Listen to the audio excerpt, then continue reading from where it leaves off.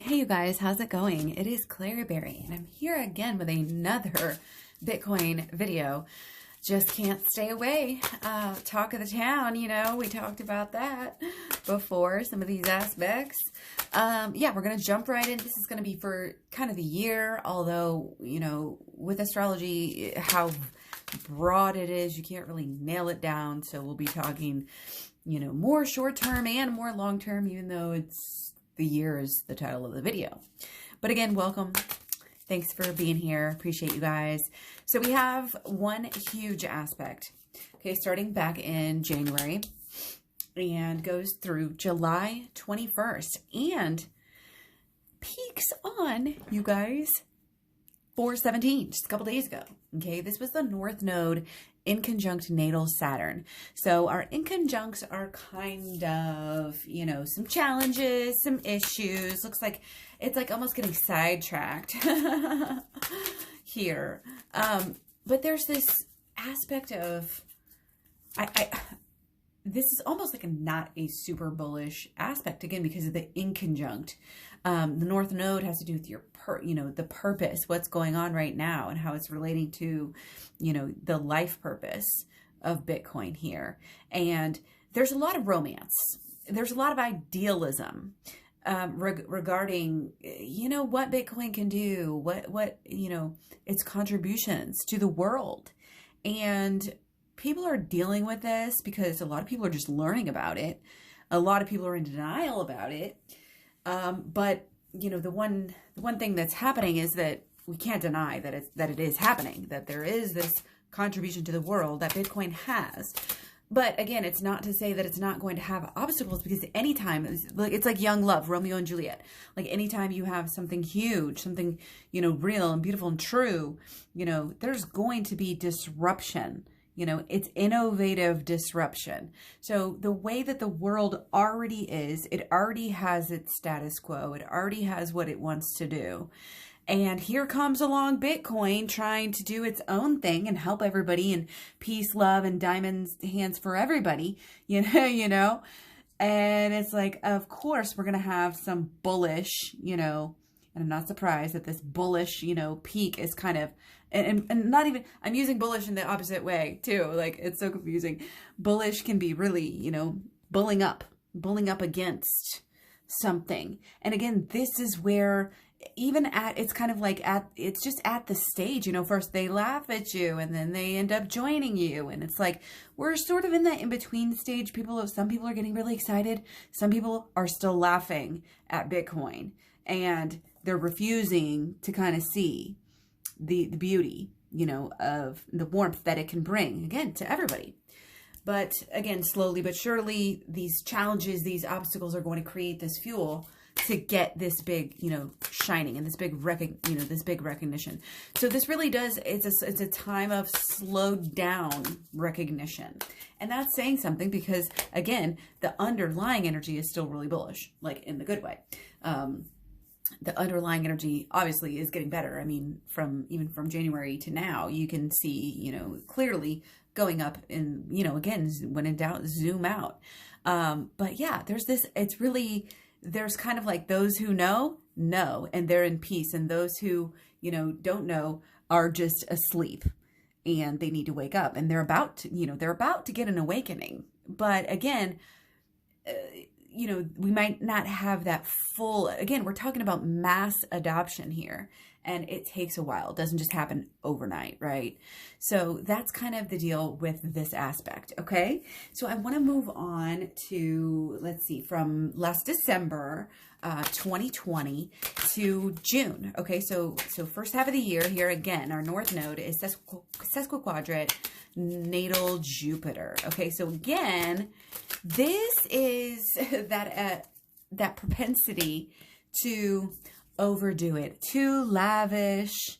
You kind of got to watch out for that. And again, this is still that challenges and conflicts of the time, sort of, busting down the status quo. They love you, then they hate you, and they don't know, because they're freaking out, and they're just, it's like you're just a young wee little girl and you don't know, so you're just freaking out because you don't know any better. The markets, as more and more people really get and not only aware of Bitcoin, but deeper into the knowledge about, again, what Bitcoin can do, how you navigate, these ups and these downs of crypto and Bitcoin, then everybody benefits, So again, the more knowledge that we can spread, it's going to help people fall in love with it even more. And that it's what's happening. It's just what's happening. Again, underlying, very bullish. But this is actually very bullish for the second half of the year, which again, we've already been bullish for the first half of the year. So this again is make me only more bullish, long-term bullish on Bitcoin. Okay. From these videos. So again, I see it as a very, it's stable, but that's a good thing, stable growth. We like stable growth. So even though there's ups and downs, yada, yada, yada. We discuss that when we look in, the shorter time periods of videos. So there's also this lovely little, more idealism, dream world aspects coming through from February 28th to April 26th. So this is an aspect we are just about done with. So that's going to be kind of positive because, again, this is a time where, risks can go awry. They can go the wrong way for you. You sort of aren't seeing things clearly into reality here. You're seeing a dream world, and it's kind of this save the world idealism again, but lacking the knowledge to actually do it. You know what I mean?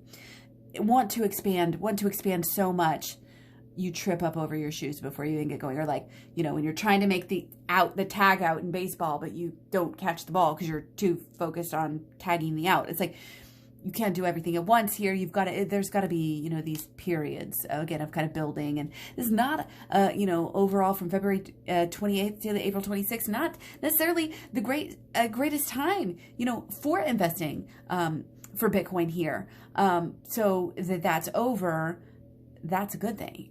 That is a good thing because we're going to get out of that dream world. And what that's going to mean is we're going to be headed into some more practical applications, and discussions of Bitcoin. Okay.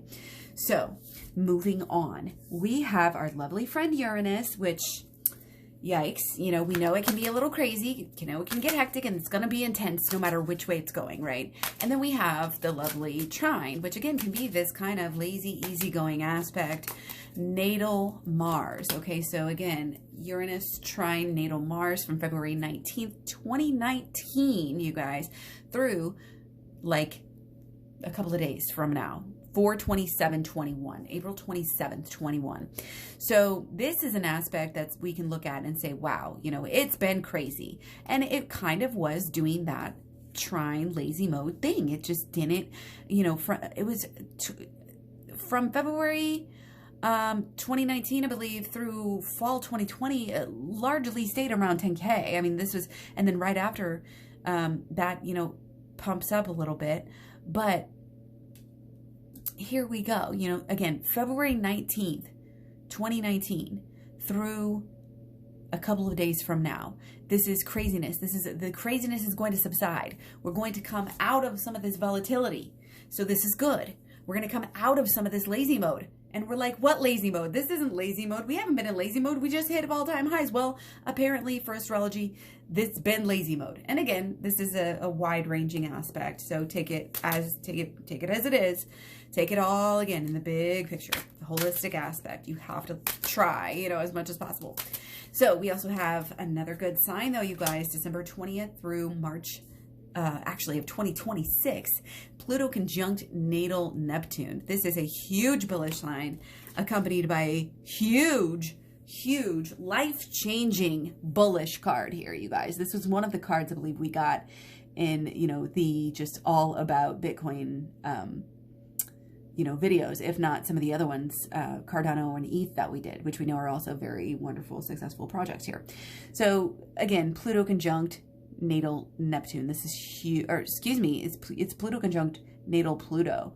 So this is like out there, like things that people, bears never would have thought, would have happened are going to be happening. And again, it's going to catch them by surprise. They don't think anything's happening, and then whoop, everything's different. But, this also goes with a lot of our Taurus again, where we are where we are here with this Uranus, this crazy Uranus is actually ending, I think, around the 2026. So by then, guys, again, market's going to be completely different. And like I said, it's going to seem like you're looking back, when we're looking back at 2026 to now, you know, and back to December 2020, even from when this aspect started. It's like, wow, it's like going to seem like the blink of an eye, but it's going to be like so much is different when it comes to the big picture of the financial world. Seriously, it's going to be like, wow, look how far we've come, a whole new era. And that's all about, it's all about Bitcoin. It's a huge good sign for Bitcoin. It has to do with success. This is the coins, obviously, pentacles. This is the results coming through. This is the results coming through in the real life here, okay?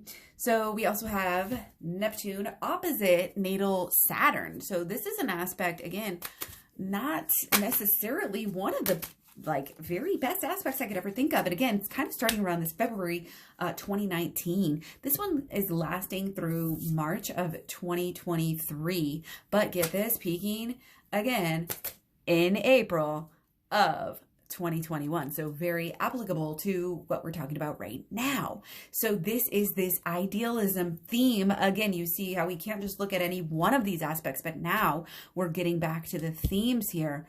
Overly idealistic, you know, again, at times trying to do too much, at times maybe doing too little, but yeah, it's just really interesting because that Neptune, you know, opposition to the Saturn practicality of work, you know, and it's like, oh, this aspect is going to start fading out from here over the next couple of years. So it's going to be, I think, less boring, you know, less of this kind of inward, you know, it's like anything intuitive. That's going to be, you know, not so much energy in the outside world. That's going to be more in the mental, emotional worlds in my experience. Okay. So again, there's kind of this opposition, like, Bitcoin wants to work on one side, work.